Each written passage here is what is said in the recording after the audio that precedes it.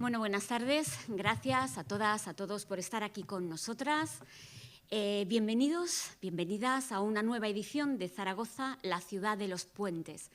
Zaragoza, la ciudad de los puentes, es un espacio creado por ADIA con el objetivo principal de propiciar un tiempo, un lugar, un espacio de encuentro, de diálogo, de debate entre personas de diferentes convicciones, entre personas de diferentes creencias, sean estas creencias teístas, no teístas o ateas. Para quienes no nos conozcáis, somos ADIA, la Asociación para el Diálogo Interreligioso e Interconviccional de Aragón. En esta ocasión hemos traído un tema que tiene especial vigencia, un tema además que está muy vinculado en su aceptación a las convicciones que cada uno tiene en su fuero interno. Este tema es el de la eutanasia. Y para abordar este tema con rigor, con profundidad, ADIA ha invitado a una persona, a una voz muy autorizada en la materia, experta en la materia, que es la de Consuelo Viqueo. Consuelo, gracias por estar aquí con nosotras, gracias por aceptar nuestra invitación, es un placer tenerte aquí. Bueno, junto a Consuelo, que luego hará la presentación del tema para darnos un poco el marco, situarnos en el contexto, van a participar en el coloquio distintas interlocuciones de ADIA y por el orden de presentación, empezando por mi izquierda, tenemos a José Luis Marqués, que es miembro de la comunidad Bahá'í de Zaragoza. Tenemos a su lado a Abderramán Ben Chabane, que es el presidente de la Unión de Comunidades Islámicas de Aragón.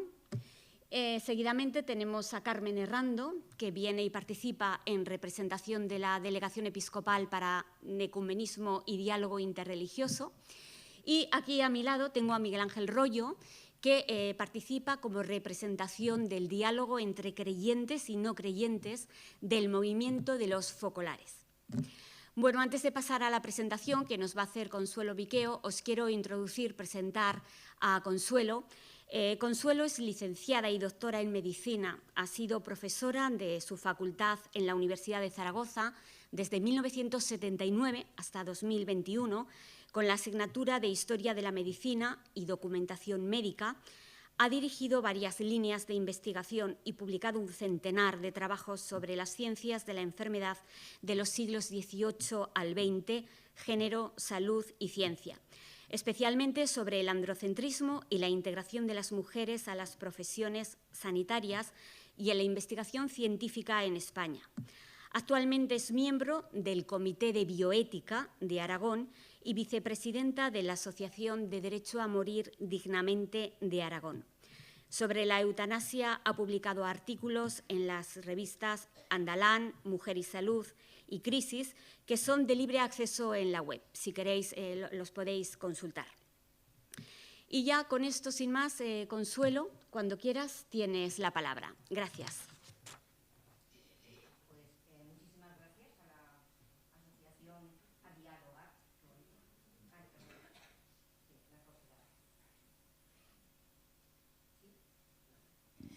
Mejor será que lo use, claro.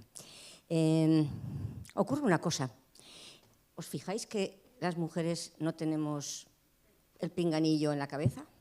¿Que buscamos el micro? Mientras que los hombres están confortablemente con sus micros. ¿A qué lo atribuís? Una buena pregunta. No sé si es ética a los pelos, por ejemplo, pero hay pelos rizados, ¿no? Como el de Blanca. Hay otros pelos más lisos. Yo tengo la impresión de que el tamaño de las cosas y el pelo no estaba previsto en el diseño de los micros inalámbricos. En la Facultad de Medicina, que las aulas son tan grandes, he tenido la ocasión de probar muchos tipos a lo largo de muchos años y ninguno me iba bien. O sea que, disculpad si no sé tampoco usar bien el micro. Bien, esta es una contribución a la sala improvisada sobre lo que en la perspectiva de género, ¿no?, nos obliga a mirar, ¿no?, y a ver cosas que normalmente no las vemos, sino. Bien, en primer lugar voy a hablar de los fundamentos éticos y jurídicos, ¿no?, de la eutanasia, para situarlo, porque ahora mismo estamos en España en una situación tan distinta de hace 5 años que merece la pena poner en valor a qué se debe esa diferencia y también por qué la ética, la reflexión ética, ya no tiene tanta importancia como la tuvo hace 5, 10, 15 y 35 años, ¿no?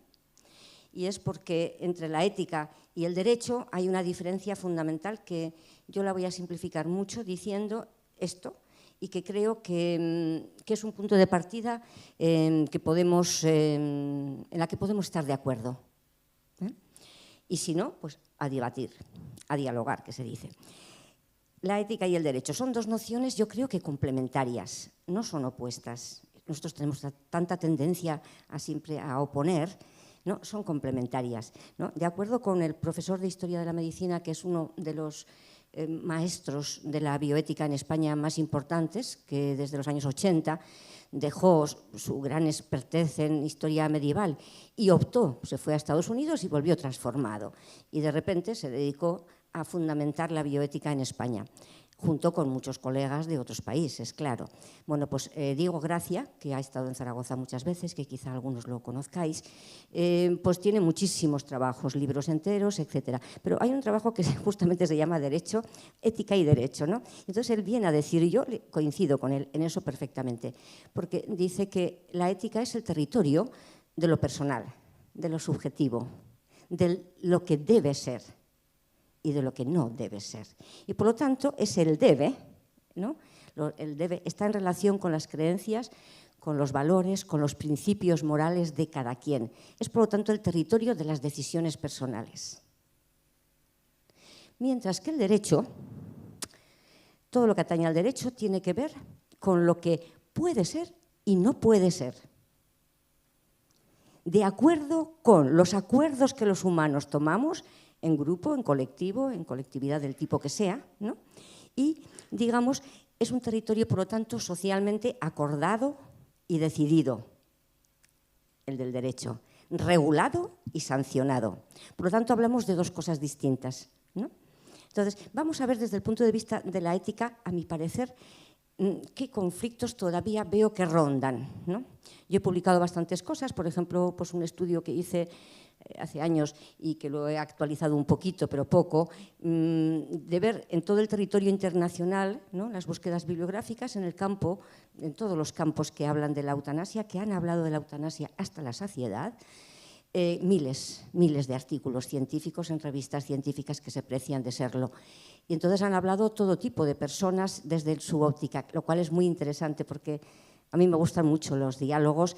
A lo que estoy acostumbrada no es a los diálogos entre religiosos, esa es la verdad, pero sí a los diálogos entre las distintas comunidades profesionales, ¿no? Lo que dicen los ginecólogos y lo que dicen los endocrinólogos pues, son diálogos interesantísimos, ¿no? Y hay mucha polémica y mucho debate. Pero también lo que hay entre las diferentes disciplinas académicas. Entonces, la interdisciplinariedad que yo he practicado siempre y he defendido y fundamentado con mi saber, pues es muy interesante, ¿no? La dificultad de entenderse, ¿no? Las personas de especialidades próximas, cuanto más próximas, más difíciles, casi, ¿no? Es grande. Hay muchos estudios, ¿no? Sociológicos, históricos, de todo tipo, de esos matrimonios, ¿no? O de esas comunidades problemáticas. Pues bien, en este caso concreto vi que los bioetistas eran la comunidad más publicista, vamos a llamarlo así, o sea, cientos, miles, y en cada país había, si no una revista, 2, y había seminarios, y había cursos, y más cursos, y muchas publicaciones, y yo decía, están haciendo un territorio profesional, ¿no? Tenía todas las características de lo que es bueno, el conjunto de cosas que apreciamos los historiadores de la ciencia y de la comunidad médica, en este caso, de cuándo se construye una nueva especialidad. Y efectivamente en todos los países se han creado, digamos, un nicho de trabajo, ¿no? En relación con algo que hace 40 años no existía y al que Diego Gracia, este que he citado con tanto respeto, pues contribuyó en España y que era muy fructífera en Estados Unidos. Claro que Estados Unidos es un país que, a diferencia de nosotros, tiene un sistema sanitario privado en lo fundamental. No es un sistema nacional de salud. Y por lo tanto, hay muchos abogados y también tienen que comer, ¿no? Y hay muchísimos pleitos. Y es un mundo en el que este debate ético de derecho es muy importante. Por tanto, han dejado una huella impresionante. Pero no solo han dejado una huella de sus estudios, reflexiones, etcétera, sino que hemos importado problemas que no teníamos. Porque nosotros tenemos muchos problemas, pero hay algunos problemas que no los tenemos, porque no tenemos ese problema con la sanidad privada, etcétera, etcétera, ¿no? Y entonces a mí me da risa, me da sonrío cuando veo, ya hemos importado un problema que no teníamos, porque como adoramos lo que viene de Estados Unidos, pues importamos no solo las soluciones, sino a veces también problemas que no los tenemos. Bien.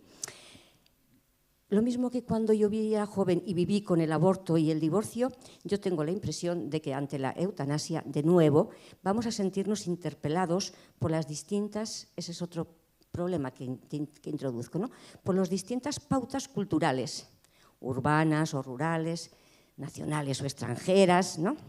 He nombrado una, la de las extranjeras, ¿no? Por las posiciones también estamos interpelados por las distintas posiciones sociales y políticas, o los distintos compromisos religiosos. También por el estatus de género, porque ser hombre o mujer inscribe diferencias y no solo en el tamaño o modo del micrófono, ¿no? O por el colectivo de pertenencia, ¿no? Sea originaria del lugar o migrante. Y aquí miro a Abderramán, porque me imagino que igual tendrá menos tradición genealógica que yo, que igual tengo menos cara de no ser de aquí. Y no lo soy, claro, de aquí a Aragón, pero bastante española, sí. Me pregunto, entonces, qué puede aportar el diálogo de comunidades como las que hoy nos convocan a la construcción, y ese es el objetivo, como yo me lo he planteado, ¿no? A la construcción de un marco de convivencia respetuoso con las decisiones de cada persona sobre su vida y su muerte. Yo creo que ya no es el tiempo de estoy de acuerdo o no estoy de acuerdo con la eutanasia, que hace 7 años confundía a todo el mundo, y es como hablabas y confundiendo lo personal con lo social, ¿no? No merece la pena. La ética, dejemos a la ética lo que es de la ética y a la política y al derecho lo que es del derecho.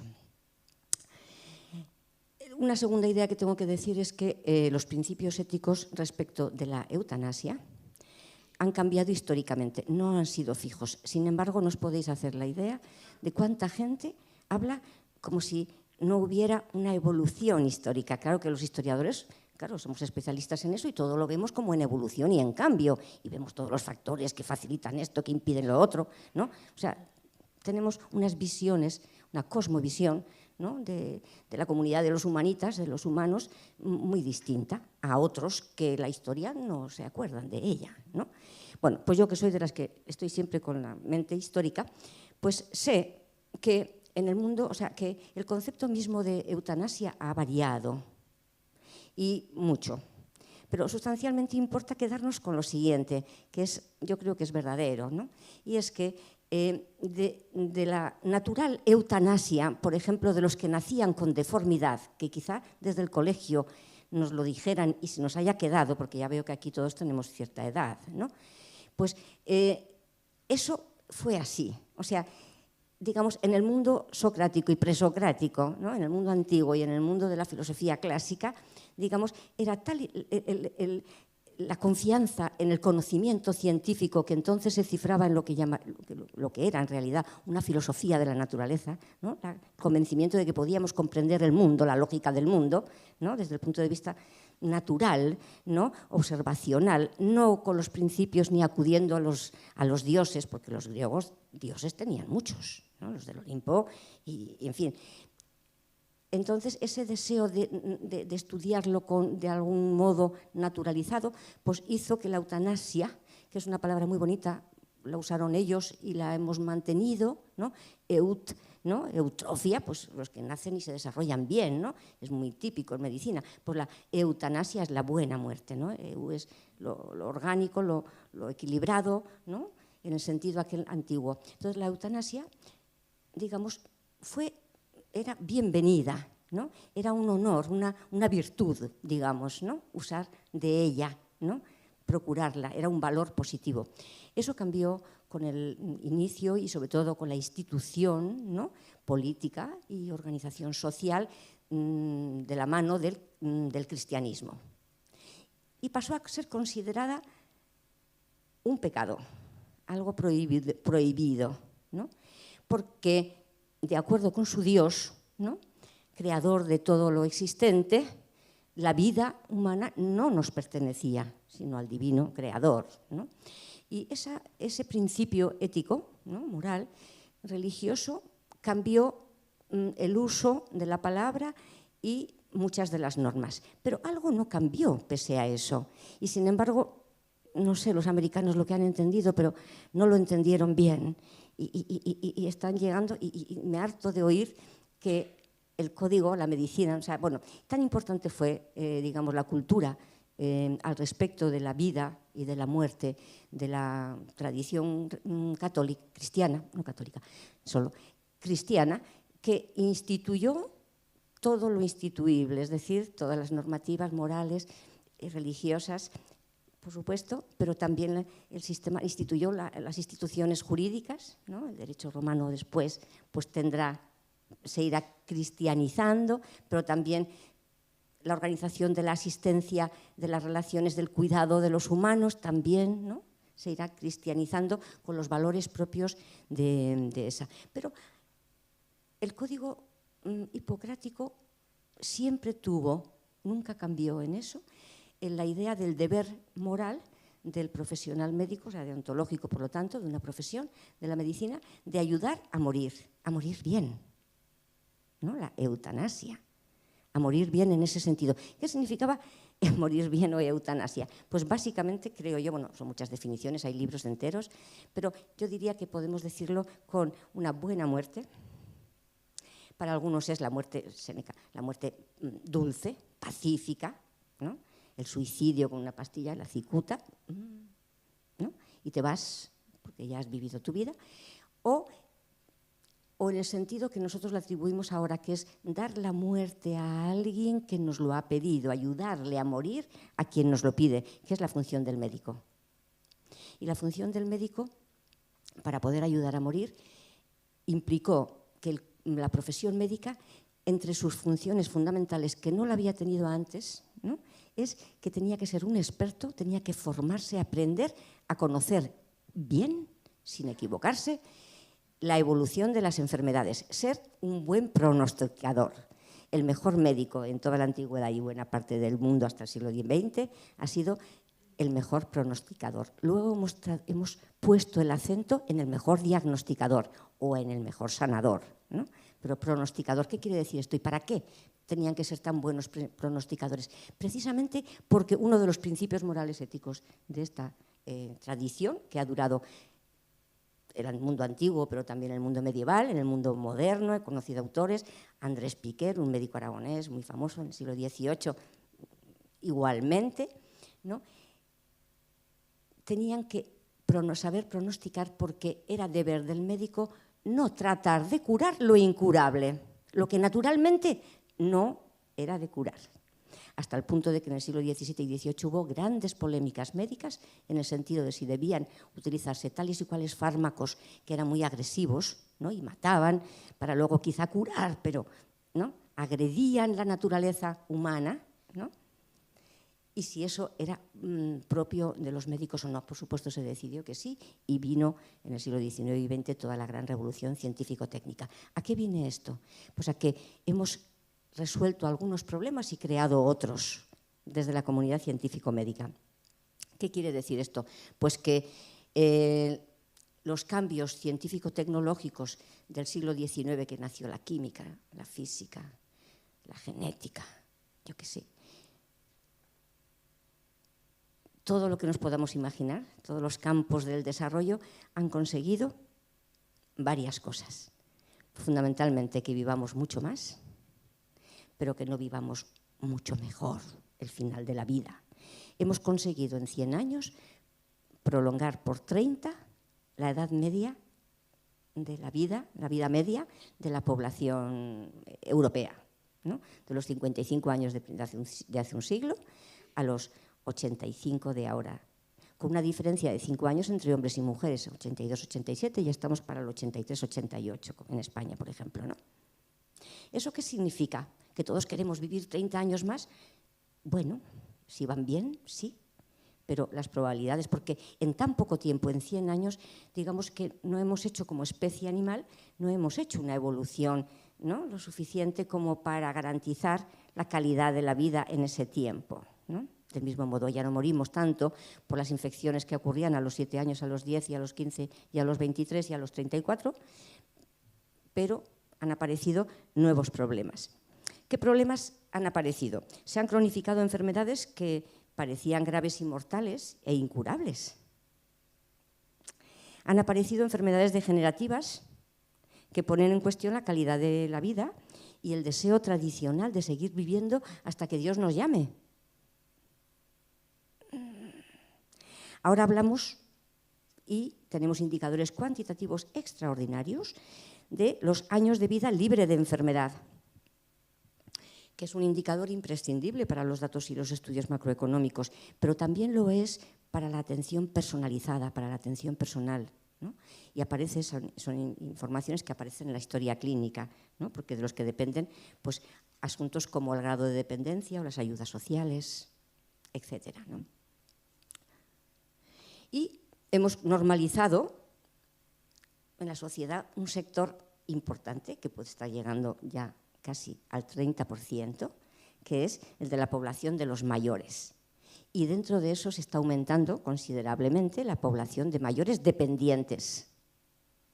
Por lo tanto, hemos resuelto muchos problemas y hemos generado algunos para los que no estábamos, yo creo que bien preparados, ¿no? Aunque Simone de Beauvoir ya en los años 40 hizo un estudio magnífico sobre qué es la vejez socialmente considerada, ¿no?, y filosóficamente y éticamente planteada, y de eso han pasado pues, casi pronto 100 años, ¿no?, pues no hemos creado las condiciones. Bien, por ejemplo, hemos creado pues una cosa que no existía de la manera que ahora lo conocemos, que son las residencias de ancianos, ¿no? Hemos dejado atrás aquellos asilos caritativos, ¿no?, organizados por la Iglesia, fomentados en principio con la Iglesia y después ya por el Estado, digamos, vinculado a ella, ¿no?, llenos de gente pobre y miserable y los que caritativamente se les atendía, y ahora ya hemos creado otro nicho de negocio, no solo la ciencia y la tecnología y las miles de especialidades, sino otro nicho. Entonces, tenemos esa solución. Esa es una solución que nos interesa a todos, sin duda, al menos reflexionar si la queremos. Porque a quien sí le interesa es a la industria. Y sabemos que el alto porcentaje de residencias que en España están vinculadas a capital internacional, a negocios, ¿no?, a empresas multinacionales. Y está resultando difícil a las diferentes comunidades autónomas y al Estado, no solamente en España, también en los demás países, controlar la calidad, las características, el tamaño y otras condiciones que consideraríamos humanas, ¿no? Y quizá no hace falta que diga mucho más, porque si pensamos un poco en la COVID y lo que descubrimos y volvemos a pensar, pues, bueno, pues no ha cambiado sustancialmente, esa es la verdad, ¿no? Bien, por lo tanto, en este nuevo contexto, ¿verdad?, de la prolongación de la vida, de las enfermedades, tal, ha aumentado también el sufrimiento. Así es que no es de extrañar que mucha gente diga, no, yo libré hasta el final, u otra diga, no, mi vida es mía, ¿no? O mi último viaje lo decido yo, ¿no?, antes de suicidarse racionalmente, digamos, ¿no? Está claro, pues, por lo tanto, que tenemos otros valores, ¿no?, personales y otros criterios éticos. De hecho, esto se ha cuantificado y en las encuestas a lo largo de los últimos 15 años, ¿no?, que han sido sistemáticas en España y en todos los países de Europa y de otros latinoamericanos. Por ejemplo, en España hemos pasado del 57% de la población general, que siempre ha sido lo ha tenido más claro lo de regular la eutanasia que, por ejemplo, los profesionales sanitarios, especialmente los médicos, ¿no?, que son los más remisos. Ellos no han pasado nunca del 55%, perdón, ¿no? Pero en el año 19 ya llegamos al 87% de la población que estaba a favor, y no había una diferencia sustancial entre las personas que profesaban una religión o que tenían creencias religiosas y los que no. Es decir, que quienes profesaban, entiendo yo y entendimos todos, que quienes profesaban una religión que, por ejemplo, puede no admitir como éticamente correcto el solicitar la eutanasia, porque Dios sigue siendo el mismo y vela por mí, y por lo tanto, ¿no?, será bueno que yo viva hasta que Él me lleve con Él, ¿no?, que sería, por decirlo así en pocas palabras, por ejemplo, la tradición católica en la que yo me he formado. Y en ese caso, lo que entendemos es que estas comunidades de personas españolas habían reflexionado y pensaban que la pregunta era si estaba usted a favor o no de regular, ¿no?, de legalizar la eutanasia, no de usarla. Entonces, esta es otra diferencia que en los debates hay que usar mucho. Oiga, pero ¿de qué estamos hablando? ¿De principios éticos o de lo que usted va a decidir? Porque lo que usted va a decidir es cosa suya. Es cosa suya si ya tenemos una norma legal que nos lo permite, que puedo yo hacer eso. Que deba o no deba es cosa mía, es cosa de cada quien. Y aquí pues hablaremos un poco de si la ley, creo, a mí me preocupa eso, si la ley y las normas y tal como estamos viviendo conculca valores morales de quienes practican otras religiones. Yo creo que no, porque el Parlamento, bueno, creo que hubo más de casi 400 alegaciones, un trabajo de todo un año, 17 papeles previos sobre el tema, o sea, un trabajo impresionante. Y hay dos asociaciones de bioética en España. Una, la bioética, la Asociación Española de Bioética, que es un poco, digamos, la más conservadora, por decirlo así rápidamente, y luego hay otra que se llama Asociación de Ética Fundamental y Clínica. Entonces esa tiene un punto, un aire menos ideologizado y más pragmático, y está mucho más cerca de la ética, ¿no?, de los principios, no solo de los principios, sino de la práctica y de su evolución, y sobre todo de la clínica, de los problemas clínicos que pueden aparecer. Y en general suele dar respuestas más modernas, en el sentido de menos parecidas a lo de siempre, ¿no?, o plantea problemas nuevos, ¿no? Bien, pues entonces, en este contexto, creo que es importante que pensemos cada quien, desde el punto de vista de la ética, mis consejos son que tenemos que pensar cada quien si preferimos vivir o morir naturalmente, con sufrimiento o sin sufrimiento. Si queremos rechazar tratamientos y si queremos que no se prolongue nuestra vida artificialmente, ¿no? Estamos pensando en las máquinas, las sedaciones estas que pueden durar meses y años. Si queremos cuidados paliativos o no, lo normal sería pensar que siempre sí, ¿no? Si queremos cuidados paliativos y si se incluye o no, es normal que sí. La sedación final, porque la sedación final paliativa solo está pensada y legitimada desde siempre, desde los tiempos de Hipócrates, ¿no? Está legitimada para aquellos que van a morir, ¿no?, los moribundos, los que son incurables, y por lo tanto, ¿no?, solo para ese momento final, que pueden ser una semana, 3 semanas, ¿no?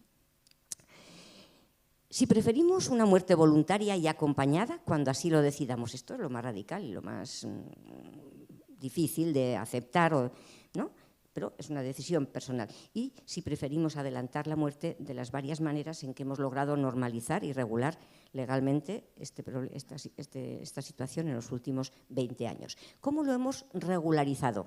Pues básicamente, y termino ya casi, nombrando un poco el proceso, la fundamentación, ¿no?, jurídica.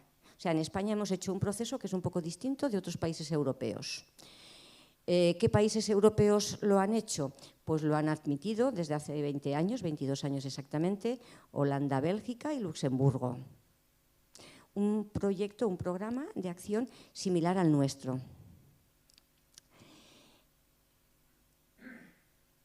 Otros países, fundamentalmente en Estados Unidos, 11 de ellos, de los 50, tienen unas leyes que son modelo para la parte más anglófila, que digamos, ¿no?, para otros países también. Y estos no admiten la eutanasia. ¿Qué significa la eutanasia? Básicamente es morir, ¿no?, dar la muerte a quien nos lo pide, ¿no?, por razón de sufrimiento o de sufrimiento, básicamente, de enfermedad, sufrimiento, padecimiento. Y la otra modalidad es la del suicidio asistido. Pues entonces en Estados Unidos y en otros países lo que se ha legalizado es el suicidio que llaman médicamente asistido, el SM. ¿Qué significa eso? Pues que el médico que entiende que estás en condición, y solamente pensada para enfermos en situación de terminalidad, básicamente cánceres, bueno, y otras enfermedades crónicas, no sé, un Parkinson en situación de terminalidad. ¿Qué es la condición de terminalidad? Prácticamente en todo el mundo mundial participamos del mismo concepto, un pronóstico de vida de 6 meses. Que a algunos les han dado un pronóstico de 6 y han vivido 8 o 10, perfecto, si han vivido bien, ¿no? Pero ese es el concepto. Entonces, en situación de terminalidad, por ejemplo, en Estados Unidos, ¿cómo se hacen las cosas? Lo resumo mucho, pero básicamente se exige la evaluación de 2 profesionales. En aquel país tú tienes tu médico de toda la vida y no hay cambios como nosotros en nuestros centros de salud, siempre es el mismo porque es privado, te conoce, hace falta que busque a otra persona, si emite el juicio de que sí estás en condición de terminalidad, que tienes un padecimiento, una enfermedad y en situación de terminalidad, te autoriza y te receta un producto, ¿no?, con el que morirás en unos minutos. ¿Qué está ocurriendo? Pues que en algunos estados, por ejemplo, y esto es muy interesante que lo sepamos, porque en Aragón nos vamos a acordar, hay un estado que se llama Oregón, ¿no? Y bueno, me hace mucha gracia porque tenemos un programa cómico que todavía yo creo que no lo han sacado, pero algún día les diremos que hablen de esto, que es interesante. Por ejemplo, han comprobado que casi 1/3 de las personas que han solicitado y obtenido el medicamento para suicidarse, ¿no?, un medicamento, o sea, un suicidio médicamente, ¿no?, asistido, pero que lo hacen ellos en su casa, ¿no?, porque luego el médico no participa ahí, simplemente tienen la obligación de informar cuando se haya producido. Pues 1/3 de esas personas no ha usado el medicamento. Lo que quiere decir hablar del efecto placebo, es decir, que la tranquilidad de que puedes morir cuando ya no puedas más, ¿no?, y tenerlo en tu casa, en tu propiedad, el medicamento para hacerlo, tranquiliza tanto que puedes vivir mejor, ¿no? Ese modelo, el modelo americano, lo tienen también otros países, pues 5 estados en Australia, en Nueva Zelanda, etcétera. También en Suiza, ¿no?, también en Suiza, y bueno, y también similar, pero no del todo igual, pero similar, porque son con Sistema Nacional de Salud, en Austria y en Alemania, que lo regularon casi a la vez que nosotros, un año después, ¿no?, en el año 22, nosotros en el 21. En España, en Holanda, en Bélgica y tal, ¿qué modelo tenemos? El modelo en el que una vez que se te autoriza para morir, tienes más, está pensado para más personas y hay 2 modalidades. El suicidio, ahora que sabemos lo que es, el suicidio médicamente asistido, modo USA, y la eutanasia, es decir, que no siempre tienes tú que personalmente hacer las cosas, ¿no? Y si estoy paralítica y tal, no, tienes que hacerlo, tienes que morir antes de no poder, ¿no?, si estás paralizado. Bien, pues entonces en España hay el modelo europeo que llamamos, o que se suele llamar, ¿no?, es en el que admite las 2, el suicidio y la eutanasia, que es dar la muerte a otro debidamente solicitado. Cualquier persona que solicite la muerte puede obtener la eutanasia en cualquiera de estos países, y en Canadá, que es un sitio en el que también ha tenido un gran éxito, y bueno, y hay discusiones que nunca deja de haberlas, o en España, pues ¿en qué situaciones? No solo cuando estás en situación de terminalidad, que es la opción 1, o sea, ¿no?, los requisitos que en España también tenemos, ¿no?, enfermedad grave, ¿no?, y aguda, ¿no?, con un pronóstico de vida limitado y sufrimiento insoportable para quien lo padece, pero también se admite para situaciones crónicas, para padecimientos crónicos que hacen en las que se pierde la autonomía o la capacidad de relación o la capacidad de expresión. Y entonces aquí entran todas esas otras enfermedades como las paraplegias, el ELA, ¿no?, el Parkinson, que a veces es galopante y otras menos, el Alzheimer, ¿no?, etcétera. ¿Sí? En todos estos países, bueno, en España y algunos otros, y en Canadá, se admite el testamento vital anticipado, el documento de voluntades anticipadas, igual que en España, desde el año 2006 que se estableció, de las opciones terapéuticas que haya o las opciones de cuidados de final de vida, ¿no? Y en otros países está todavía en debate, ¿no? En Bélgica, por ejemplo, se ha debatido mucho, ya se acepta en ciertas circunstancias, no en otras, porque entienden que quizá eso de decidir con antelación, ¿no?, acerca de tu vida, hay quienes lo discuten y lo cuestionan. Aquí no se ha cuestionado en absoluto y yo tampoco tengo por qué cuestionarlo. O sea, no, me parece que es lo perfecto, ¿no?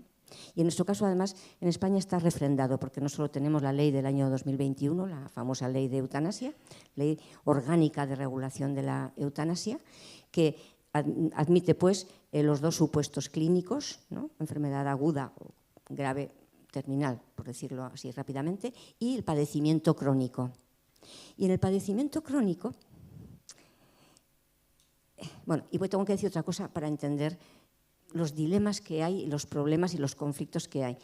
Uno, que nosotros la ley de eutanasia la hemos aprobado 20 años después y después de haber hecho otras 3 grandes leyes fundamentales de atención al final de la vida.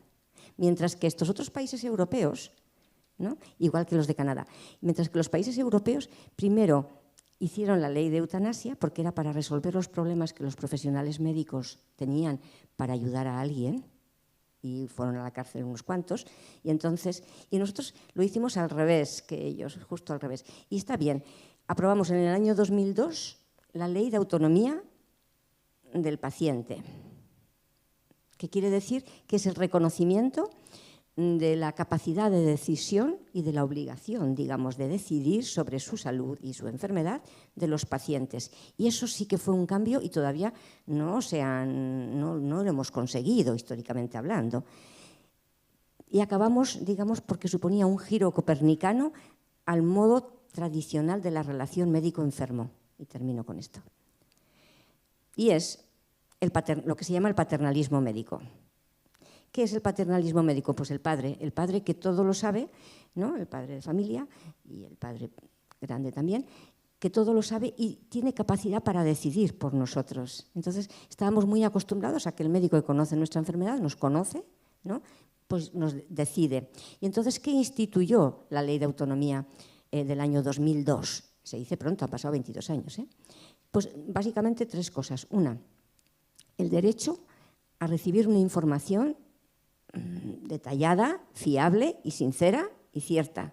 Y todavía estamos peleando por eso, porque todavía hay muchos médicos que nos cuidan y nos evitan el amargo trago de saber, ¿no?, la evolución que va a tener tu enfermedad. O sea, ¿sí? O sea que eso sí es modelo hipocrático, ese paternalismo.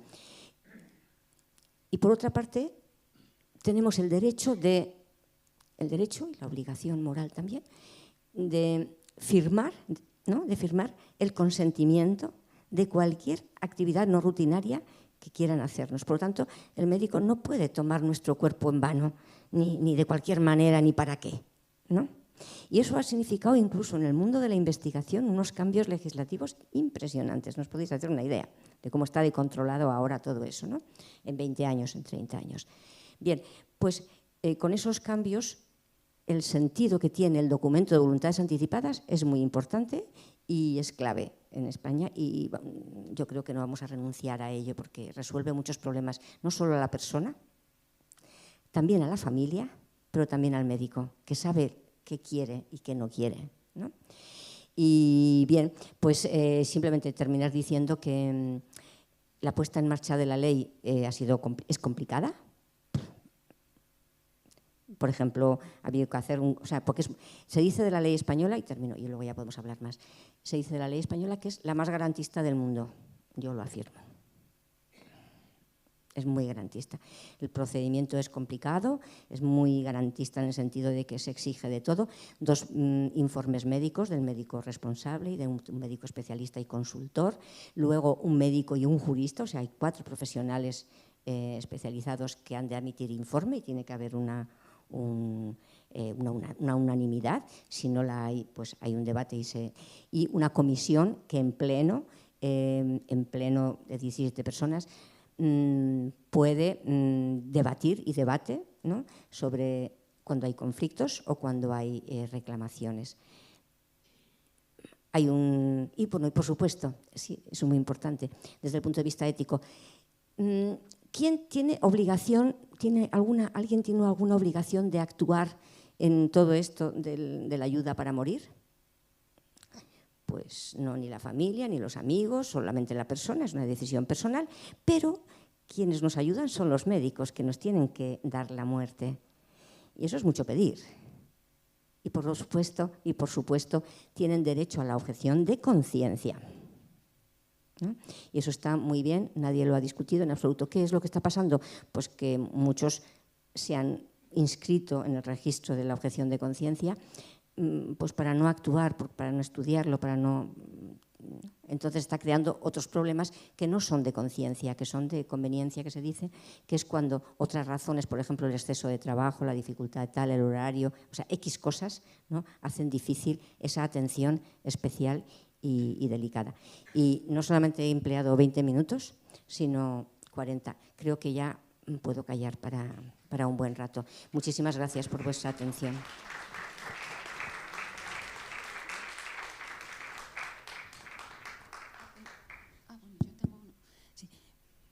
¿Podemos hablar en orden? Quiero decir, ¿puedo empezar yo? Tú, por favor. Es que, a ver, bueno, pues buenas tardes. Gracias por tu exposición, Consuelo, pero en el juramento hipocrático está clarísimamente expresado: no daré droga letal alguna a nadie. Es decir, Hipócrates lo plantea eso claramente. Eso para empezar. Y luego también querría decir sobre la ley dos cosas. No nos vamos a meter en esa discusión, pero por ejemplo a mí una de las cosas que más me llamó la atención en plan negativo es que mezcla el concepto de eutanasia y el concepto de suicidio asistido. No tienen nada que ver. Bueno, tienen que ver porque estamos hablando del final de la vida, pero son dos planteamientos. Yo como filósofa lo siento, pero me parece casi un insulto a las personas el confundir dos términos que no son iguales. Decía Albert Camus que el suicidio es el tema filosófico por excelencia, porque ahí estamos con el tema del sentido de la vida, la pérdida es un drama. Entonces, la ley, simplemente, o sea, has hecho una exposición de la ley muy benigna, pero yo le veo, por ejemplo, ese inconveniente tremendo, esa mezcla. No debería haberse mezclado nunca esas dos cuestiones, me parece. Y luego sí, quería decir lo de Hipócrates, porque efectivamente Hipócrates dice: no daré droga letal alguna a nadie como médico. Es decir, lo propio del médico es querer curar, querer sanar, querer cuidar y acompañar, pero no dar muerte. En fin, eso es una primera observación. Bueno, habláis más y luego quizá ya tenemos un poco la posición más desde la religión, no desde la fe.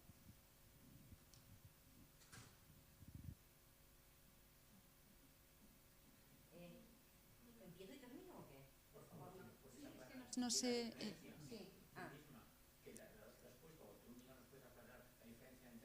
Bueno, un suicidio es un suicidio, es quitarse la vida. Uno se quita la vida. La eutanasia es poner tu vida en manos de un profesional y de alguna manera en manos de la ley. Y eso es de alguna forma quien da el ok será en última instancia el Estado.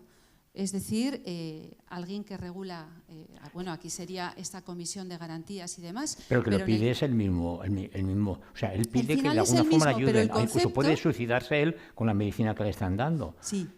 Es un suicidio asistido. Pero claro, una cuestión es el tema del suicidio y otra cuestión es el tema de la eutanasia. Y la ley española lo mezcla. Por ejemplo, en Suiza tienes suicidio asistido. No eutanasia, es decir, el concepto, yo simplemente, pero no nos vamos a meter con él, pero que el concepto no es igual. Y la ley nuestra, la ley de España, mezcla las dos cosas y a mí me parece aberrante la mezcla.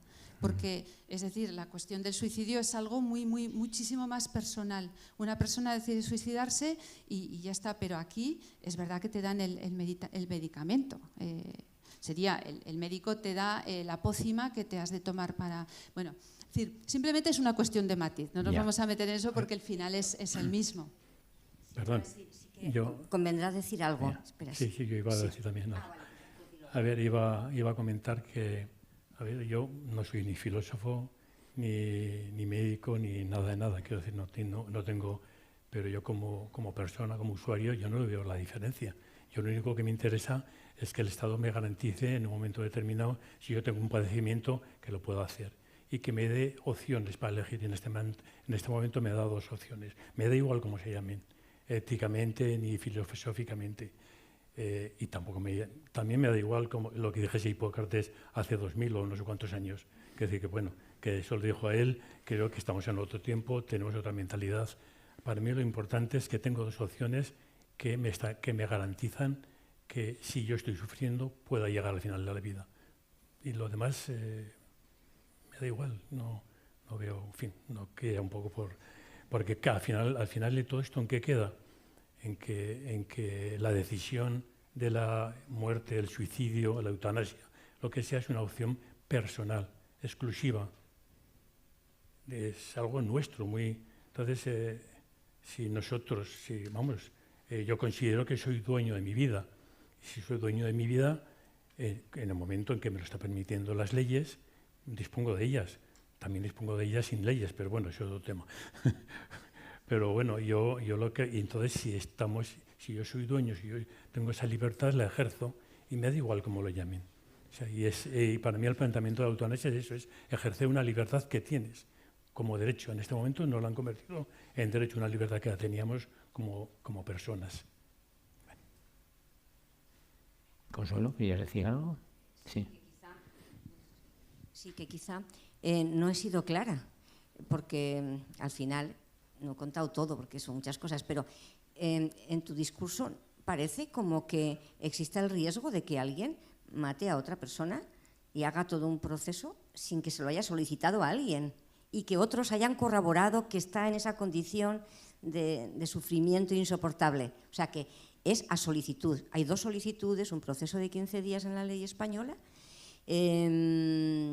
y unos protocolos, ¿no?, para saber si es consciente, si en su historial clínico hay datos que avalen eso. Y nosotros, por ejemplo, recomendamos que también hagan una carta de valores, ¿no?, y de principios que, por si acaso alguien duda, pues no tenga problemas como los que tú dices, ¿no?, de éticos. O sea, y está el derecho de objeción, ¿eh? O sea que eso... Sí, eso es una de las cosas que veo buenas en la ley, pero el derecho de objeción faltaría más. La conciencia es lo primero, pero para todo, quiero decir.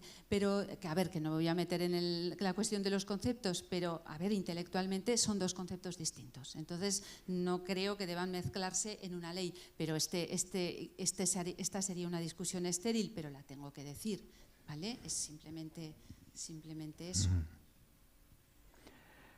Pero yo estaba acordándome de precisamente la gran profesora de ética, ya jubilada, Adela Cortina, que distinguía entre la ética de máximos y ética de mínimos. Por ejemplo, la de mínimos es algo que coincidiría con el derecho. Todos los parlamentos se han puesto de acuerdo en que exista el divorcio. Si los que no quieren divorciarse o que se lo prohíbe su religión, que no se divorcien. Está admitido que exista el alcohol. Los que no quieran beber alcohol, que no vean. Los que no quieran comer cerdo. Entonces puede haber unas leyes mínimas para todos que las tenemos que seguir. En cambio, luego la ética a cada uno puede tener una mayor exigencia, que sería la exigencia de máximos. Y yo precisamente me planteo la diferencia que ha dicho entre la estadística de 87% de la población española estaría dispuesta, está a favor de la eutanasia. 55% de los médicos, si lo he entendido bien, está a favor. ¿Qué pasa? En mi planteamiento un poquitín, la tradición que tenemos católica, yo recuerdo incluso de niño escandalizado, me extrañó cuando comentaban unos mayores que en caso de que una madre y estaba dando a luz, era más importante salvar al niño que no la madre, que tuviera otros niños. A mí me extrañó mucho eso. Entonces parecía que era muy importante porque al niño había que bautizarlo, lo que fuera. O también pues ese tema de que la eutanasia es matar a otra persona. Entonces, ¿por qué los médicos están tan empeñados? Y fíjate que lo de Hipócrates sí fue hace 2000 y pico de años, y que los médicos no pueden dar ninguna droga. Pero es que yo lo he vivido porque estuve trabajando en un hospital, he tenido casos, en caso de mi hijo, de mi esposa, de mi madre, en cada caso hubo una cosa totalmente distinta. En el caso de mi hijo, por ejemplo, pues nada, incluso fuimos un y yo a decir que le desenchufaran porque no era una eutanasia, simplemente era que estaba viviendo artificialmente el corazón, pero el cerebro ya no funcionaba. Lo aceptaron fácilmente. En caso de mi esposa, pues no quiso hacer tratamiento de quimioterapia, pues lo aceptaron. En el caso de mi madre estuvo varias semanas que ella ya estaba inconsciente, que no no hablaba, bueno, llevaba varios años sin hablar y las últimas 3 semanas dejó de comer. Pues los médicos se empeñaban al médico en meterle por la nariz comida y ella se rebeló y al final hubo que quitárselo. Pero ¿por qué este médico? Yo ya hablé con él, porque tiene que darle, o sea, yo creo que tienen, por la experiencia que yo he vivido a veces en hospitales, tienen tal empeño en curar, que eso de morir, lo sabrá que sí, pero suelen ser más objetores que los demás. Porque ellos quieren, y está muy bien que ellos quieran curar, pero si hay una persona que ha decidido por sí misma que quiere, pues entonces habría que ayudarle. Y lo que estamos planteando. Yo veo que la opinión general de casi todos, y en todo caso, yo como Bahá'í también lo puedo decir que nosotros tenemos, pues que no hay una ética todavía decidida sobre esto, simplemente que dejan la responsabilidad de cada persona asesorada por personas competentes, expertos, como puede pasar en el caso de un aborto. En cambio, lo que es el suicidio sí que está prohibido. En cambio, aquí mismo tuvimos una charla hace poco, un encuentro con todo el tema. Hay muchísimos suicidios y es distinto a lo que decías, no es lo mismo. El suicidio es cuando uno, porque está aburrido de la vida, porque está sufriendo muchos problemas, va y se mata. Y están ocurriendo todos los días, incluso de jóvenes. Pero en cambio, este caso que estamos hablando de eutanasia, le llaman suicidio o eutanasia. El caso es que haya un suicidio por una persona que está terminal, que está sufriendo y que lo único que necesita es una sedación, que la sedación también se están dando. Entonces no sé si veis que los médicos son un poco reacios y a veces las religiones también ha sido un poquitín. La tradición, por ejemplo, católica ha sido, no, la vida es de Dios. Sí, las religiones estamos de acuerdo en que la vida es de Dios, pero yo creo que ante un momento de una persona que está ya totalmente incapacitada o que, bueno, no lo sé, quizás católica, pues podías tú a lo mejor, Carmen. Quito ya la... Pues voy a decir un poco ya que me dices, pero luego hablamos porque no has hablado todavía. Bueno, a ver, desde el punto de vista católico está claro que la vida es un don y por lo tanto defendemos que la vida pues tiene que tener su curso natural. Es verdad que han salido aquí cuestiones como, por ejemplo, has hablado del encarnizamiento terapéutico. La Iglesia está en contra del encarnizamiento terapéutico.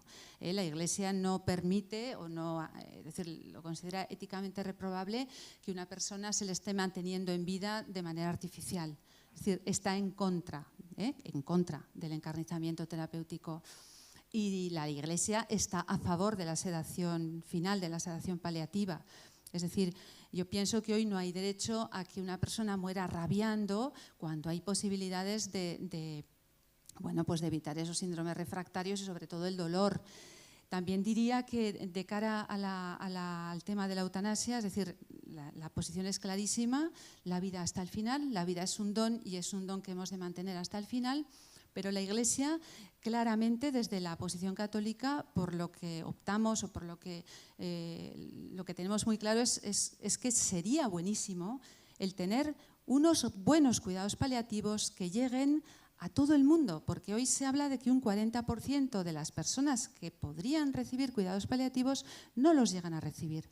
Entonces, vamos a hablar desde la Iglesia de un acompañamiento y de un cuidado. Es decir, si una persona se siente cuidada, acompañada, si no tiene un dolor especial, si a pesar de que no quiere morir, la experiencia que, compañeros, amigos médicos, estoy pensando concretamente en uno que lo hemos invitado alguna vez a la universidad, que nos dice un oncólogo, a mí los enfermos, mis pacientes de oncología, lo que me dicen es, doctor, alárgueme la vida 3 meses que quiero ver casar a mi hijo o comulgar a mi nieto o algo así. No, piden, máteme. Es decir, es un poco eso. Yo creo que la gran alternativa a esto sería el cuidar. Es decir, el formarnos bien, el que la gente, los voluntarios, los sanitarios se formen bien y que formemos bien en las universidades, pero también psicológicamente en este proceso de acompañar. Porque si una persona está acompañada y cuidada, seguramente no se va a querer morir. Para mí, el que la gente pida la muerte, es verdad que hay casos muy extremos, pero que el que la gente pida la muerte, me parece que es un fracaso tremendo de las personas que cuidan o que cuidamos, es decir, de las personas que acompañamos. Insisto que todo no se puede generalizar de esa manera porque hay casos muy extremos, pero pienso, y yo creo que la posición, porque estoy también en nombre de la Iglesia, la posición es eso, es la vida hasta el final, la vida es un don, la vida se termina, pero desde luego la Iglesia ni acepta el encarnizamiento terapéutico y la Iglesia no está en contra, al revés, de una sedación paliativa. Pero sí que creo que la posición más sensata en este sentido es unos buenos cuidados paliativos. Es decir, eso sería un poco así, grosso modo, lo que tengo que decir, la posición clara, ¿de acuerdo? Muchas gracias. Voy a preguntarle a Carmen el tema, a ver, o quizás estoy hablando demasiado, pero el tema que has dicho que hay, que hay personas, no lo has llegado a decir, pero yo he visto el otro día, por ejemplo, que hay estadísticas de que muchas personas de las que piden la eutanasia, resulta que no les llega a tiempo. Pasa como cuando te quieres pedir la invalidez permanente o total, la permanente, que te has muerto ya cuando te ha llegado de la Seguridad Social. Pues con esto de los que quieren también pasa, ¿no? Sí.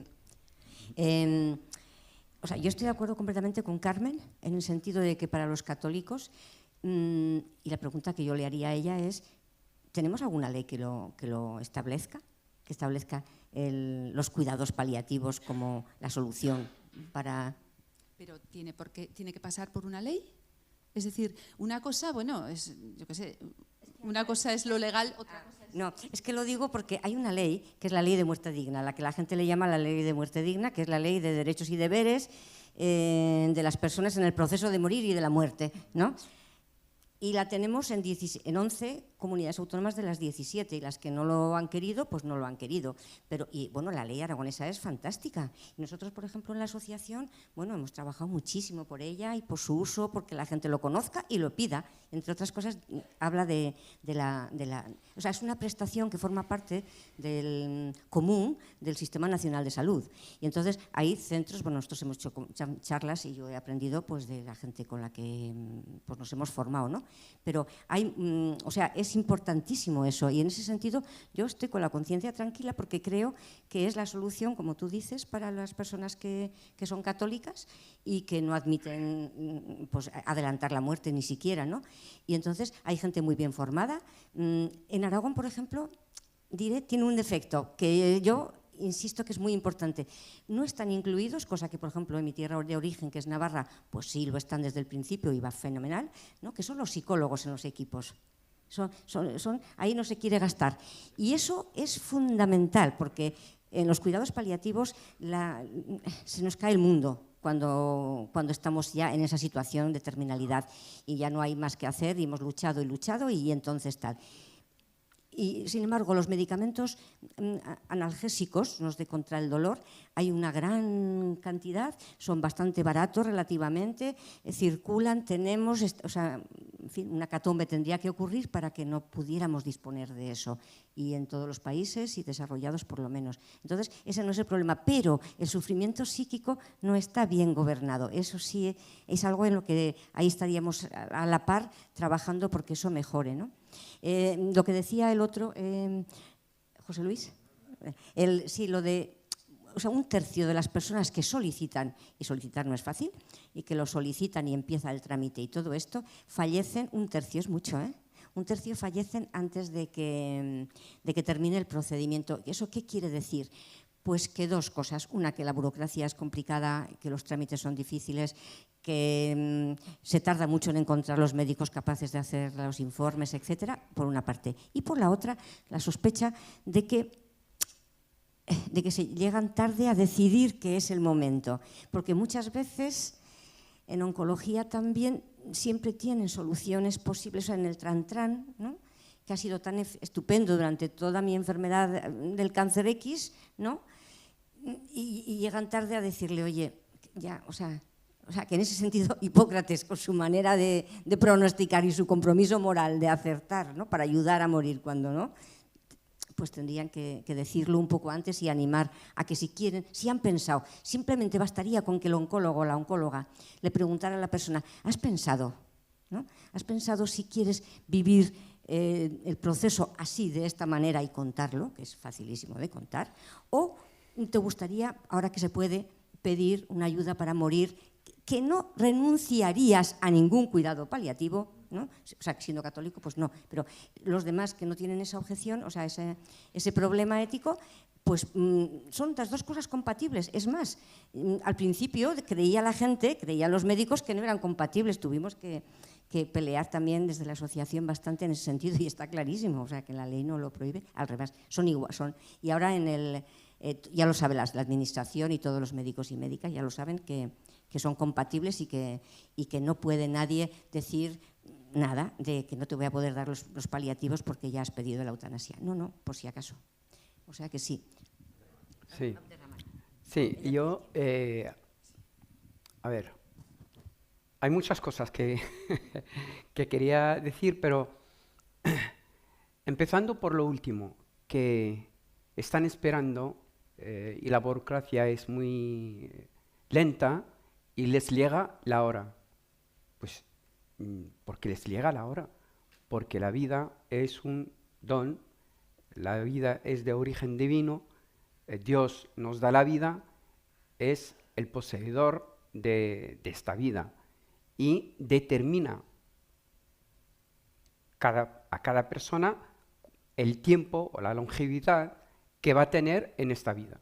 A lo mejor aunque quiera la eutanasia o el suicidio asistido, pero tiene su hora, le llega a su hora.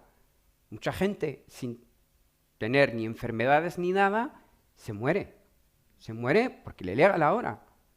Necesita eutanasia, no necesita nada, pero es la hora y como todo está decidido y es el destino de cada uno, pues le llega su hora. Ahora, que sea largo o corto el proceso, eso es otra cosa. Y eso nos pasa en la vida, en todo. A veces quieres hacer una cosa y no llegas por alguna circunstancia. Entonces, ¿hay necesidad de recurrir al suicidio asistido? Pues eso, según el punto del Islam, no hay necesidad. Pero siempre se deja a cada uno, porque es una elección individual y personal de cada uno. Entonces, él si quiere, pues según sus convicciones, si quiere o no quiere. Eso es muy importante. Pero lo que es el texto coránico, estoy hablando desde el punto de vista del Islam, que lo prohíbe.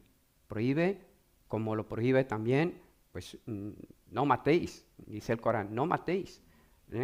El suicidio también es matar, pero matarte a ti mismo.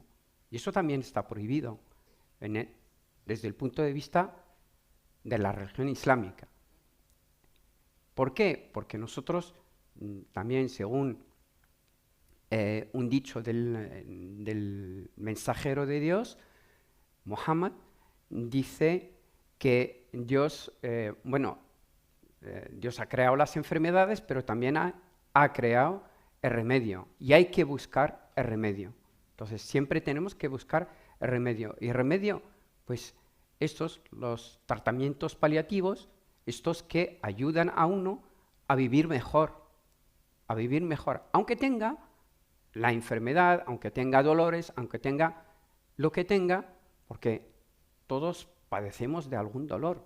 Yo no soy tan joven, pero tengo muchos dolores, dolor de espalda, dolor de cabeza, dolor de rodilla, dolor de todo. Siempre he sido muy deportista, pero ahora ya estoy pasando factura. Estoy pasando factura. Bien, pues los dolores, yo por ejemplo tengo 3 problemas de espalda, 3, y no estoy tomando nada, estoy aguantando, porque no quiero ser dependiente de las drogas, porque la medicina es droga de otra manera, pero no es las drogas que, ¿vale? Entonces, siempre estamos pensando que si lo hacemos o no lo hacemos, pero si es tema personal, como lo he dicho, y luego el que quiere recurrir tanto a la eutanasia o al suicidio asistido, pues porque el tema psicológico, que no tiene apoyo, no tiene a nadie con él para, aunque sea, hacerle recordar los buenos momentos de su vida. Todos hemos tenido buenos momentos de nuestra vida. Nos ha nacido un hijo, hemos casado a una hija, que hemos tenido no sé qué. Siempre, si metemos eso en nuestra vida, es que siempre vamos hacia el lado oscuro. ¿Por qué? ¿Por qué no vamos hacia el lado? Claro, que siempre intentar tener, digamos, el campo abierto como para ver las cosas buenas y no las cosas malas. Las cosas buenas nos ayudan a superarlo todo. En nuestra vida, cada uno ha tenido buenos momentos, pues si recordamos, o alguien que esté a nuestro lado, que nos lo recuerda, pues entonces va a ser mucho mejor. Y todo lo llevaremos de otra manera, de una forma que aceptemos todo, aunque sea una enfermedad. Y luego, lo que ha dicho antes Carmen, que yo conozco personas muy, muy cercanas a mí, de primer y de segundo grado familiar, pues que no quieren morir y tienen la enfermedad peor que pueda existir, pero no quieren morir porque quieren casar a la hija, la otra está esperando que su hijo tenga el trabajo, la otra porque su hijo ha terminado la carrera y quiere verle trabajando. Pues entonces, eso ya, si tú tienes expectativas en la vida, pues vas a tener esta fuerza moral, no física, porque estarás enfermo, pero la moral que te va a apoyar y te va a empujar para seguir viviendo. Y cuando te llegará la hora, nadie te la va a quitar. Ahí estarás ya. Pero si intentamos vivir la vida de otra manera, el tema de las residencias de tercera edad, pues es triste de verdad ver a una persona viviendo en una residencia, que pueden camuflar y decir, no, que estoy con los de la residencia, hacemos actividades, hacemos esto, pero si no está dentro de la familia, pues no siente la vida que tiene que sentir. En la manera de ver en el Islam, pues las residencias son muy, muy, muy reducidas. Y como sabemos todos, y se ha hablado antes, que las residencias de tercera edad son un negocio. Lo que se busca es ganar dinero. Es una empresa que quiere ganar dinero. No cuida a las personas. Tiene a las personas como objetos, como una empresa que fabrica algún artículo. Es para venderlo y ganar dinero. Pues este no hay que venderlo, pero ahí lo tenemos, cuidamos de él. Yo conozco casos aquí en Zaragoza que los de la residencia pues viven muy mal, y psicológicamente están fatal. Pero si estuvieran con la familia, pues eso no estaría así. En los países musulmanes, pues los padres no van a la residencia. Los padres viven dentro de la familia y siguen teniendo su posición como madre o padre. Ahora tengo un amigo que vive aquí, está casado aquí, pero está en Túnez. ¿Por qué? Porque la madre, que tiene muchísimos años y que está enferma, pero está en su casa y son los hijos que van a vivir con ella y no piensa en ningún momento en quitarse la vida de una manera o de otra, que sea suicidio o eutanasia. Luego, y con eso termino, según lo que he entendido yo, según lo que he leído, el 87% que están a favor de la eutanasia están más a favor de regularla. Creo que no es de regularla y no de practicarla. Una cosa es regular, que sea legal, que el que quiere hacerlo lo hace, pero no aceptarla. A lo mejor Dice, sí, pues que se regule, ¿no? Que se regule, pero yo no la acepto. Entonces, puede votar por regular, pero no votaría por sufrirla o hacerla a otra persona. Y eso también hay que verlo. Hay que verlo. Vale, me parece que he hablado y dejo a los... Bueno, yo quería decir un poco que me parece que todo este sistema de lo que estamos hablando también tiene mucho que ver con el individualismo reinante. Es decir, vivimos en una sociedad muy individualista y yo creo que es muy importante plantear y contemplar las relaciones humanas. Entonces, toda esta cuestión del cuidado, y yo insistiría mucho, y desde mi posición como Iglesia Católica creo que hay que insistir muchísimo en el cuidado, pues las cosas van por ahí. Hombre, las residencias se puede hacer mejor las cosas. Es verdad que cuando buscamos solamente el beneficio del dinero estamos perdidos. Pero yo creo que este estado de cosas responden mucho a un individualismo reinante, a que nos damos igual los unos a los otros y nos metemos en nuestro cascarón y en mi yo, y es muy importante cuidar la vida de relación. Y quizá este estado de cosas, esto también querría decir que la vida, para nosotros, para la postura de la Iglesia, del cristianismo, toda vida tiene valor. La cuestión de la calidad de vida es tramposa, porque ¿qué vida no tiene calidad? Entendámonos, es decir, cojamos la cosa desde lo profundo. Toda vida es valiosa, hasta la vida más tirada es valiosa. Entonces, en este sentido, creo que hay que subrayar la importancia del valor de la vida y de la dignidad humana, que es el valor absoluto de la persona. Esto ya desde Kant ya decía, las personas no tenemos precio, tenemos valor. Entonces, es importante esto, simplemente subrayar estas cuestiones. Yo quería comentar que, a ver, ¿quién no quiere un cuidado en casa? Todo el mundo queremos. Yo creo que a todos nos gustaría morir en casa ayudados por nuestros familiares, nuestros allegados, queridos, y además en paz y tranquilos. Pero no es un tema individualista, por supuesto, pero es un tema de la propia sociedad como está articulada en este momento.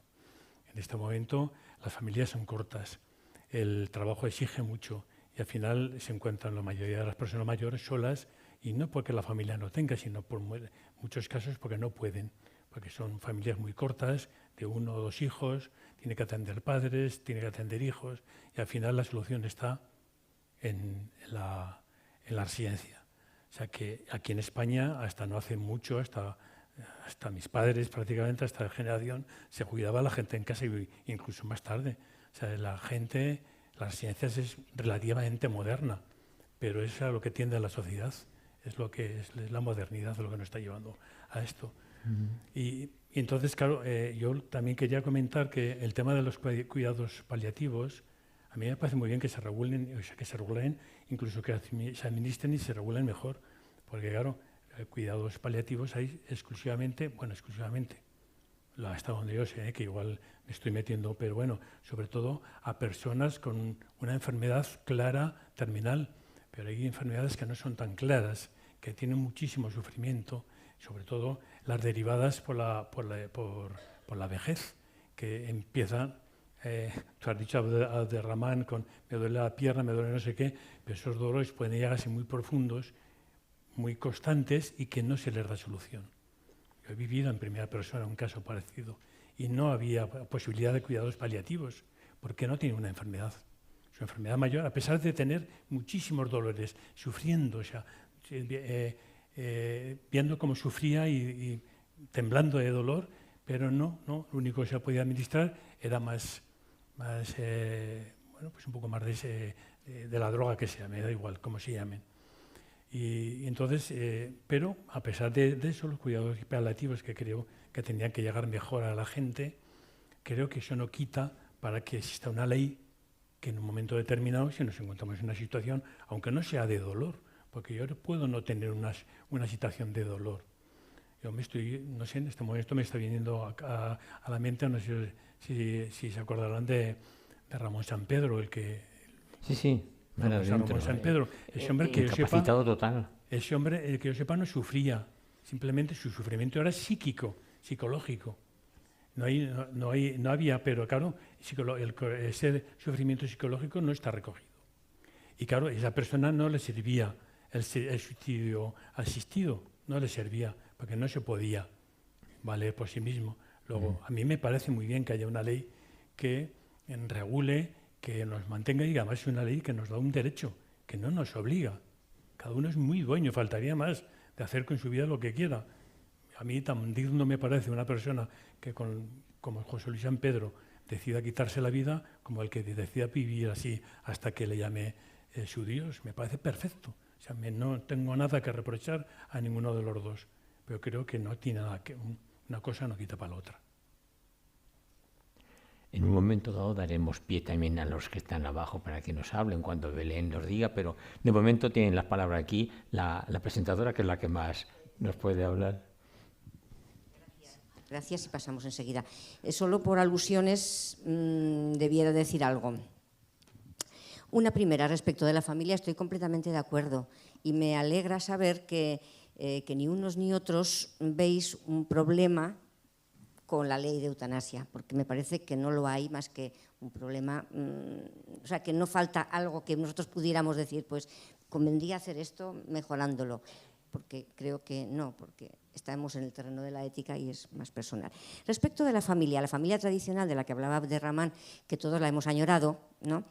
Pero claro, además de lo que hemos dicho, ha cambiado el concepto de familia, el modo de trabajo, ahora la explotación es muy fuerte, las empresas no son familiares, son internacionales, etcétera. Todo eso ha hecho muchos cambios, pero también otro cambio que es importante y al que yo no renuncio, y creo que vosotras tampoco igual, ni vuestras hijas, que es, ya no queremos ser las amas de casa sostenedoras de la casa, de la familia y de todo eso, ni tampoco el régimen aquel del heredero que se queda con todo y todos los demás han de salir, ¿no? Y las mujeres más te vale que te cases o te vayas monja, etcétera. Es decir, que la tradición tenía muchas ventajas y también muchos inconvenientes. Uno, por ejemplo, del que no hemos hablado era ese, y también hay que nombrarlo, ¿no? Entonces, nadie, como muy bien decías tú, nadie quiere morir fuera de casa, pero yo, desde la asociación, debo decir que muchas personas que nos piden, socias, que nos piden ayuda para asesorarles o acompañarles en el proceso de pedir la eutanasia, lo que pone la raya, hasta aquí he llegado, ¿no? Y ahora no quiero, es cuando ven que su enfermedad está en una situación en la que en poco tiempo van a tener que irse, o sea, porque viven solas, han vivido solas, tienen amigas, tienen amigos, les gusta tomarse la cerveza cada día o lo que sea, les gusta leer, pero igual ya no pueden leer, con lo cual ya no disfrutan, pero es que, o sea, tienen unas limitaciones, como decías tú, importantes, y van viendo que la siguiente va a ser ir a la residencia. Y ahí tienen puesto el límite. Las gentes que tienen puesto ese límite y tan claro, como por ejemplo algunas que he conocido, pues es el momento poco antes, ¿no?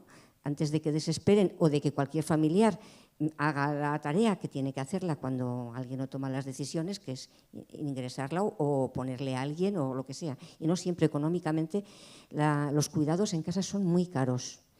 Las residencias son muy caras y la verdad es que cuando decimos que en España se muere mal y que, como he dicho antes, el distrito postal importa, pues es una gran verdad y terrible. Y a mí eso sí me parece muy injusto y problemático, que creo que lo vivimos, lo compartimos todos, ¿no? Luego, respecto de los paliativos, yo estoy muy interesada por los paliativos y, bueno, la verdad es que he hecho un estudio impresionante. O sea, que después de ver jubilada, aquí estoy estudiando como una loca. Porque, o sea, empezamos en el año 2005 en España a fijarnos y a ponerlo como una estrategia nacional del Ministerio de Sanidad. Y hemos avanzado muchísimo, o sea, en todos esos años. Os parecerá poco, y es poco. Pero, ¿cuál es el problema? No solo de leyes, tenemos unas leyes, o sea, tenemos los protocolos del Ministerio, el último del año 20. En Aragón ya hemos hecho y publicado, y nos invitamos al alma mater de los paliativos en Aragón a una conferencia, y nos lo explicó el año pasado todo, y yo me lo he estudiado bien, los no sé cuantitos folios del programa de acción. No os podéis imaginar cómo está de regulado, lo que tienen que hacer todo el personal. ¿Cuál es el problema, en mi opinión, y en el de mucha gente? Falta dinero.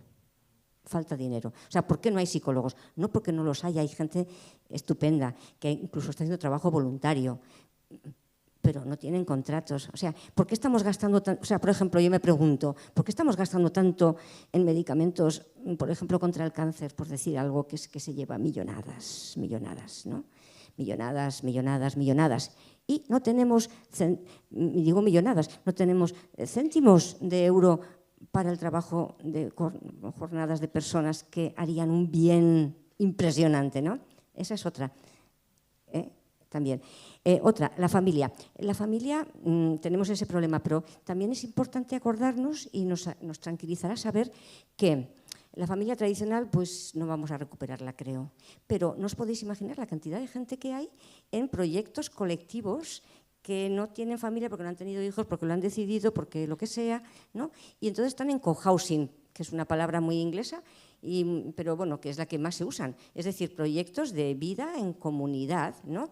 En la tercera edad. Entonces, hay muchísima gente que comparten aficiones, pues sea por la música o por el cine o por la política, por decir algo, y bueno, son proyectos. Entonces, esas sí que son gentes en su mayoría, porque son acostumbradas a tomar decisiones que muy probablemente serán de las que pidan la eutanasia si están en situación de pedirla, ¿no? Y igual no vivirán tanto como decía Abderramán. Por último, del desarraigo y la soledad, que es un sufrimiento, o sea, el sufrimiento psíquico es muy importante. Con que nos vayamos de aquí pensando que nuestra sensibilidad tiene que aumentar al respecto y hacer cosas. A mí me parece que nos falta ser peleones. Consuelo, y peleonas por la Consuelo, sanidad. Vamos a dejar una sola pregunta y nos vamos a ir porque se nos ha echado el tiempo encima. A ver, una pregunta, un comentario del público. Vale.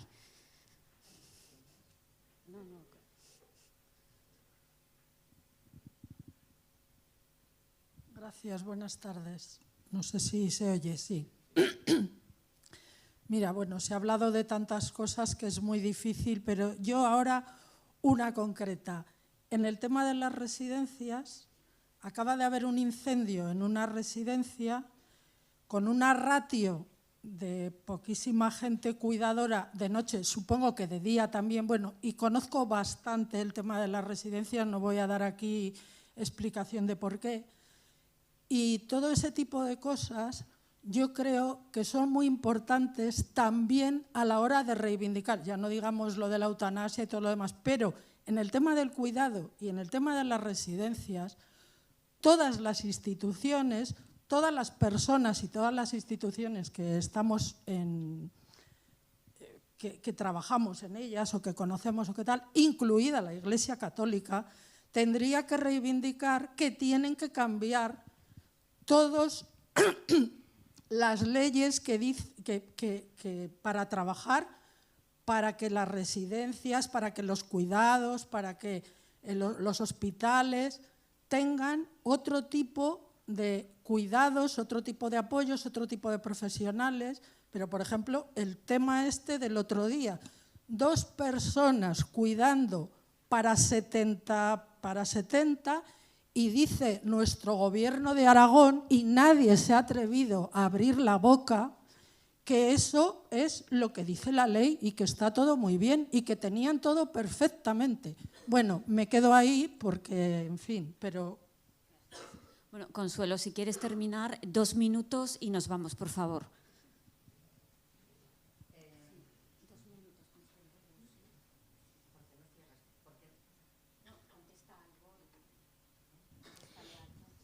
Sí, muchas gracias por el punto de vista del trabajo social.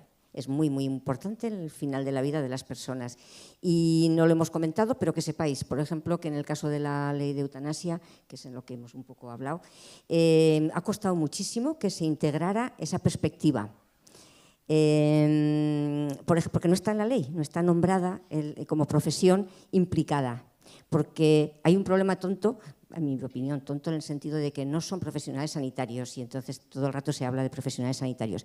Pero en Aragón, por ejemplo, ya hay trabajadoras sociales en la Comisión de Garantía y Evaluación, que es la institución que vela por que las cosas se hagan y se hagan bien, informen y hagan propuestas. Y en muchos centros están trabajando muy por la labor. Y estoy completamente de acuerdo contigo, es una cuestión, deberíamos salir a la calle, o sea, no sé cómo se consigue que no se sea tan inhumano, ¿no? En todo el tema, por ejemplo, de las residencias. Son muchas cosas. Hay muchas asociaciones, muchos grupos que velan por ello. Hay un tejido sensible, pero es insuficiente. Es insuficiente. Bueno, gracias, Consuelo. Muchas gracias. Gracias, Consuelo Miqueo. Gracias, Comunidad Bahá'í, comunidades islámicas, Delegación Episcopal, movimientos focolares. Gracias a todos. Y simplemente somos Adía, todos los actos son gratuitos, en los que deseéis hacer una pequeña aportación o como afuera hay una caja si alguien quiere hacer una aportación. En todo caso, siempre bienvenidos, hasta al próximo encuentro y bueno, gracias por vuestra asistencia.